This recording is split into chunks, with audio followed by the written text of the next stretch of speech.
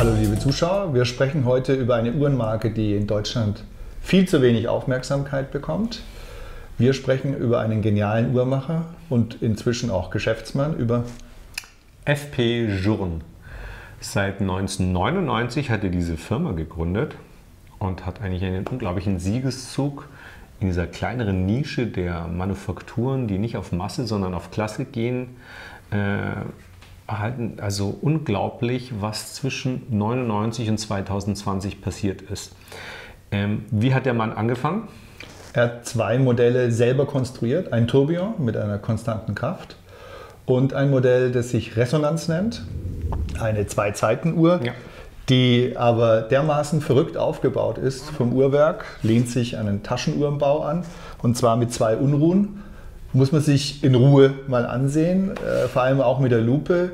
Die Uhren schwingen gleichzeitig und treiben ein Uhrwerk mit zwei Unruhen heißt zwei Uhren in einer Uhr. Es ist super beeindruckend. Und die Resonanz bringt eine höhere Genauigkeit, deswegen Resonanzchronometer. Es ist wirklich aufregend, wenn man das Werk sieht, will man die Uhr sofort besitzen.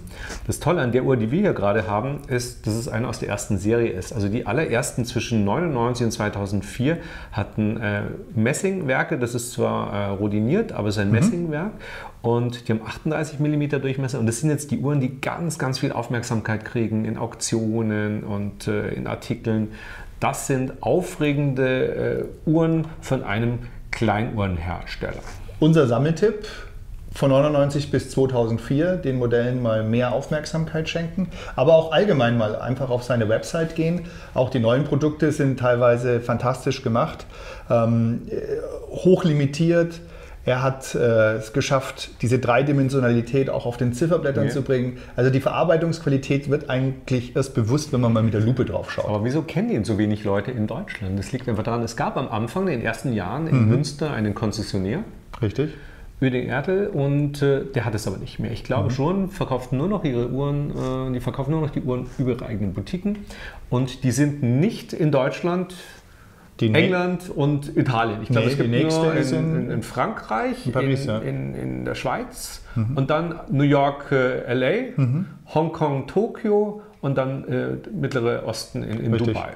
Das heißt, in diesen Ländern, wenn wir sowas anbieten, kommen unsere Anfragen immer international. Da gibt es kaum einen Deutschen, der das haben will. Das ist eigentlich eine Schande und deswegen machen wir diesen Film. Wir wollen mal die Aufmerksamkeit auf diese Marke lenken. Dieser Mann ist ja genial. Also es ist ja nicht einfach irgendein Uhrmacher. Der wird ja gefeiert.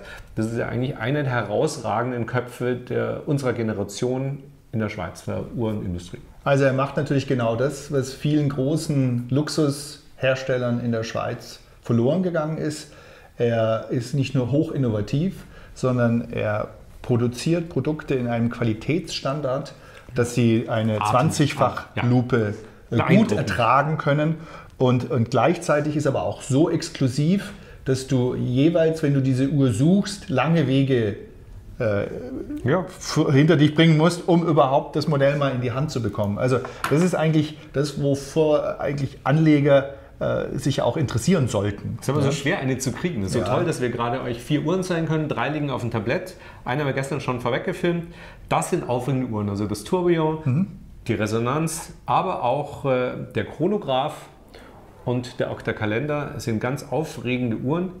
Die haben ein Ruthenium-Zifferblatt. Genau. Das läuft nicht an, also es oxidiert nicht. Das ist was ganz Aufregendes. Eine Sonderserie aus 2004. Er hat erst in 38 mm gebaut und ist dann in 40 mm Durchmesser gegangen.